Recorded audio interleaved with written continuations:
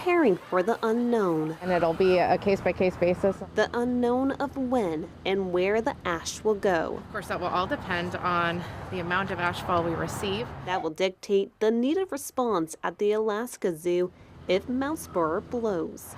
So we plan to just continue monitoring the situation and adjusting that plan as necessary. That plan right now heavily focused on shelter, food and water sources. One of the biggest things that we'll be doing is keeping food and water covered and clean, including turning off, draining, and refilling the pools for certain exhibits in order to make sure no ash is contaminating the water.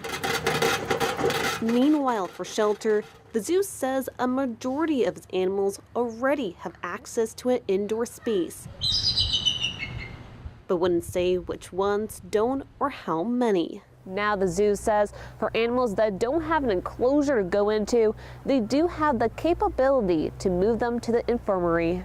We'll do everything that we can, even if that includes needing to build a temporary shelter or, again, we're mostly monitoring the food and water and looking for signs of distress. Right now, the zoo says it has no specific species it's concerned about, adding that animals will have access to an outsourced on-call vet if needed.